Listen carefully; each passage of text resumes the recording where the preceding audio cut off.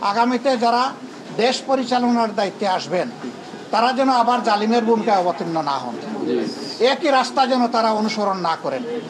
এখান থেকে আমাদের সকলের শিক্ষা নেওয়া উচিত যে মানুষের সাথে জুলুমের আচরণ করলে পরিণতি কি ভোগ করতে হয়, এখান থেকে সবার শিক্ষা নেওয়া উচিত। এই শিক্ষা শুধু আওয়ামী লীগ দিবে না, এটা জামাতকেও নিতে হবে, বিএনপিকেও নিতে হবে, যারাই মানুষের জন্য তাদের সবাইকে নিতে হবে, যাতে একই গর্তে বারবার জাতির পা না পড়ে। আসসালামু আলাইকুম ওয়া রাহমাতুল্লাহ। আমরা আজকে এসেছিলাম আমাদের এখানে পঙ্গু হাসপাতালে গত আন্দোলনে যারা আহত হয়ে ভর্তি হয়েছেন তাদেরকে দেখতে এসেছিলাম। আসলে আমরা সবাইকে দেখতে পারিনি। সবাইকে দেখতে গেলে এখানকার চিকিৎসা ব্যবস্থায় ব্যাঘাত সৃষ্টি হবে, এই চিন্তা করে আমরা অল্প সংখ্যক আহত ভাইদেরকে দেখে এখানে বের হয়ে এসেছি। ঠিক আমার পাশে আপনারা একজনকে দেখতে পাচ্ছেন, তার হাড় দুটোই ভেঙে গেছে বুলেটের আঘাতে, মাংসগুলা থেঁথিয়ে গেছে। কত সময় লাগবে ভালো হতে আল্লাহই ভালো জানে।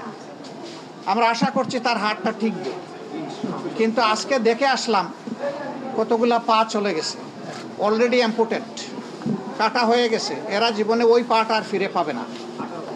তাও তারা একটা পা নিয়ে দুটা হাত নিয়ে হয়তো আল্লাহ চাইলে ইনশাল্লাহ বাঁচবে।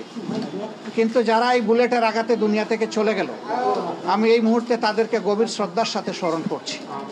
আল্লাহ পাকের দরবারে দোয়া করছি আল্লাহ যেন তাদেরকে শহীদের মর্যাদা দান করেন এবং তাদের পরিবারকে যেন আল্লাহ তাআলা প্রশান্তির হাত বুলায় দেন, সবরে জামিল আতা করেন। আর আহত যারা আছে তাদেরকে যেন দ্রুত আল্লাহ তাআলা সুস্থতার নিয়ামত দান করেন। আমি প্রত্যেকটা অসুস্থ ব্যক্তি, আহত ব্যক্তি যাদেরকে দেখতে পেরেছি আমি জিজ্ঞেস করেছি আপনার অনুভূতি কি? আপনার হাত চলে গেছে, পা চলে গেছে, ভেঙে গেছে, অবশ হয়ে গেছে, আপনার অনুভূতি কি? সবাই একই কথা, আমি সুখী, আমি আনন্দ ভোগ করছি এবং আমি আল্লাহর শুকরিয়া আদায় করছি।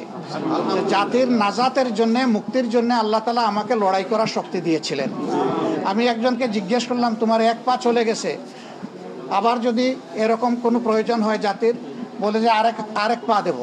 আমি বললাম ওইটাও যদি চলে যায়, বলে যে জীবন দেব।